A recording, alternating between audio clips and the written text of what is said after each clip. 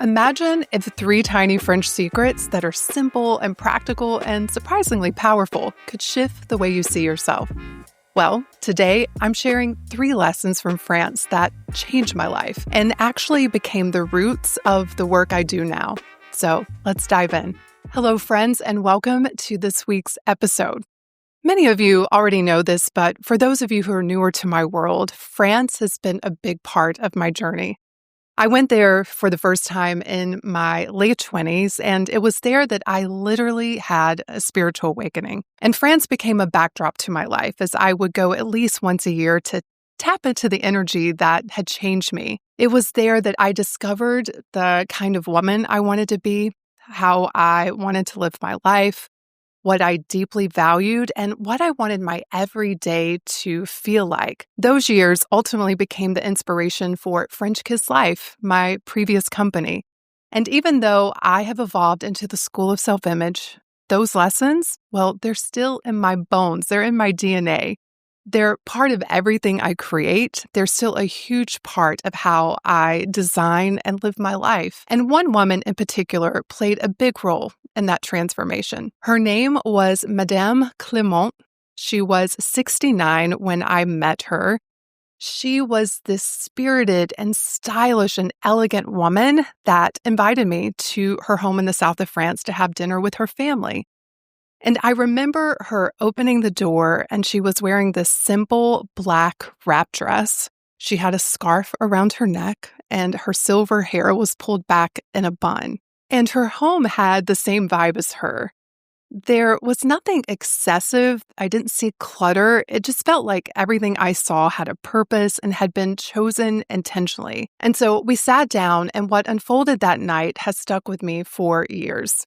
At one point during the dinner, I asked all of them what they believed made for a well-lived life. And that's when Madame Clément shared three tiny pieces of wisdom that landed so deep and ended up becoming identity-shifting truths for me. And I'm very honored that I get to share those with you today, and more importantly, talk about how each of these can upgrade your self-image. So here is French secret number one. When I asked them about living well, this was the very first thing that she said: choose quality. Yeah, I know, we hear this one a lot, but I think we sometimes get it wrong. We often think that it means to choose the designer handbag over 10 regular ones, or buy the more expensive candle, or upgrade your skincare. But what I discovered is that Madame Clément's idea of quality was much deeper, actually. It was more about being intentional, being selective, and letting your choices reflect your values and the way you want to see yourself as a woman. And the most important place to apply this is actually your thoughts. Because listen, if you feed your mind low-quality thoughts, you will live a low-quality life, no matter how many nice things you own. Choosing quality thoughts is the foundation of an elevated self-image. Thoughts like, I deserve better than this. I'm becoming a woman who values herself. I can handle this. I'm proud of myself. This matters to me. I love who I am. Those kinds of thoughts create this internal quality, and eternal quality shapes external quality. Now, of course, this doesn't stop with our thoughts. Choosing quality changes how you shop, how you dress, how you eat, how you decorate, who you spend your time with, what you say yes to and what you say no to. It makes you pause and ask questions like, does this support who I'm becoming? Does this elevate me? Does this align with my values? Do I even like this? Is this worth my energy, my money, or time? These aren't lifestyle questions. They're actually identity questions. Because every time you choose quality over quantity, whether it's a thought or a meal or a purchase or even a boundary, your self-image expands. You begin to expect more for yourself. You start carrying yourself differently. You naturally stop tolerating the things that drain you. And the truth is, when your life is filled with higher quality yeses, you automatically eliminate a lot of low quality stress. So here is your question for this week. Where in your life are you ready to choose quality, especially when it comes to your thoughts? Your answer will show you exactly where your next self-image upgrade wants to happen. Now, let's talk about French secret number 2. This is a good one because later in the dinner, we started talking about modern life, the stress and the comparison, exhaustion, social pressure, all the things. And I asked Madame Clément how she stayed so centered in such a noisy world. And this is when she gave me the second secret. She said, you must cultivate your own garden. It's such a simple phrase, but a hard one to actually practice. Think about it. Most of our issues stem from us looking over the fence into other people's gardens. I know this because for so many years, I lived everywhere else except in my own garden. I was watching what everybody else was doing, what I thought they thought, what they said, how they reacted, what they might think of me. I was in everyone's business but my own. And every time I did that, my self-image took a hit. Because the moment your worth depends on what someone else thinks, you lose connection with yourself. A woman with a strong self-image, she leads herself. She minds her own garden. She pulls her weeds. She plants what she wants more of. She waters her priorities. She protects her peace. And she stops wasting energy trying to manage someone else's. You cannot build a powerful inner world when you're constantly looking for outward validation, permission, or feedback. So let me ask you, where have you been tending to someone else's garden instead of your own? And let's get a bit more specific here. Where have you been maybe holding back because of how someone else might feel? Where have you been comparing yourself to someone else's pace or progress or their personal path? Where have you been taking responsibility for reactions that don't belong to you? Where have you been trying to manage someone else's opinion instead of managing your own? Where have you been playing hero and trying to save everyone while you can barely breathe? Where have you been overfunctioning so others don't have to? Where have you been waiting for approval instead of giving yourself permission? Your answer will show you exactly where your boundaries and your focus or your self-trust may need some strengthening. And when you shift that, everything else shifts as a result. Because here's what happens when you finally come back to your garden. You stop wasting your emotional energy trying to predict, manage, or control other people. You stop abandoning your own priorities to solve problems that were never yours in the first place. You stop comparing yourself to what someone else is doing or achieving or posting or becoming. And suddenly you realize how much space you've been giving away, space that you could use to create your life, to rest, to grow, to make decisions that actually move your life forward. Here's what I've noticed. When you focus on your own garden, you feel much more grounded. You are much more at peace. You are more clear.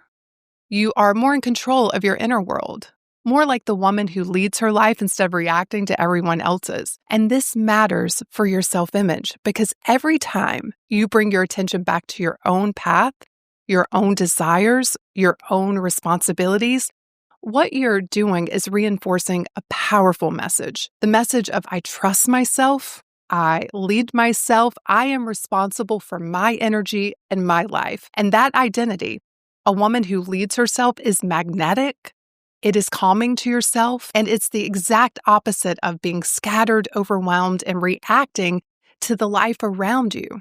So if you notice that you've been wandering into other people's gardens lately, well, first of all, you're not alone. We all do it, but that's not a failure. It's simply a sign that it's time to come home, back to your garden, to your priorities, to your values, to your desires. Now, let's talk about French secret number 3. Because as the night wrapped up, someone at the table brought up happiness, real happiness, the kind that isn't tied to achievements or the next shiny thing, but more about savoring life. And this is when Madame Clément shared the secret that honestly made my whole soul just exhale. She said, learn to love what you already have. So let me ask you, are you actively loving what you already have? Because if you look around, you're probably going to notice that you are currently sitting in things that you once dreamt of. Your home, your partner, your kids, your job, that cute jacket that you finally bought yourself. It's around us all the time. But what I've noticed is in a world that is constantly telling us to go harder and faster and to get more, we often forget to slow down and savor what's already here. What Madame Clement was talking about was a different kind of abundance. To me, it's the real kind. It's the kind that's built through appreciation, not accumulation. Now, let me be clear here. There is nothing wrong with wanting more. In fact, I am your biggest advocate of you getting what you want in life, whether it's the house, the beautiful closet, the car, the amazing business, the money, whatever it is. But here's what I know to be true. Wanting more isn't the problem. Believing that more will finally make you feel like enough, that's the trap. More feels good when it's coming from a place of abundance, not lack. Desire is powerful, but the energy behind your desire determines everything. When you want from a place of abundance, you expand. When you want from a place of lack, you shrink. When more is coming from a place of, I don't feel enough yet, so maybe the next thing will fix it, that is scarcity. And scarcity will trick you into thinking that your happiness is always just one step away. In the next purchase, the next body, the next milestone, maybe the next relationship, the next success. It keeps you in a constant search for something that feels out there, when the truth is, it's usually right here in this moment. When you love what you already have, you shift from craving to contentment. You shift from feeling a sense of scarcity to feeling sufficient. You shift from not enough to I'm already enough. Your brain stops scanning for what's missing and starts looking for what's good. And that shift completely transforms your self-image, because a woman who loves what she has, well, she sees herself as someone who already has enough. She sees herself as fortunate and capable, probably resourceful, grounded, and she carries herself with more confidence and less urgency. And from that place, her decisions are usually made from clarity instead of insecurity. And because of that, she attracts more without chasing it. The most magnetic woman isn't the one who has the most. She is the one who loves what she already has, while creating what it is that she wants. And from that state, even in a challenging financial moment, more becomes an opportunity, not a source of her self-worth. Your worth is already intact. Your circumstances are just catching up. So here's my challenge to you. I want you to ask yourself, what is one thing in your life that you're ready to start actively loving again? Is it your home, your body, your mornings, your relationship, your finances? Maybe it's your wardrobe. Maybe it's the current season that you're in. Whatever you choose, loving it on purpose will instantly elevate your identity and your entire experience, because appreciation is one of the quickest, most elegant ways to shift your self-image. These 3 French secrets aren't just charming ideas, they are actually self-image frameworks. When you choose quality, you build the identity of a woman who knows her worth. When you cultivate your own garden, you build the identity of a woman who leads herself. When you love what you have, you build the identity of a woman who lives in abundance. Those 3 identities, worthiness, leadership, and abundance, create a self-image that changes everything. So this week, choose just one of these French secrets to practice. It might be, I am a woman who chooses quality, or I'm a woman who cultivates her own garden, or I'm a woman who loves what she already has. Pick the one that speaks to you right now, and then practice her. Show up as her, make decisions like her, because your self-image doesn't shift through one big moment. It shifts through repeated evidence that says, this is who I am now. Have a beautiful week, my friends, and I will see you in next week's episode. Cheers.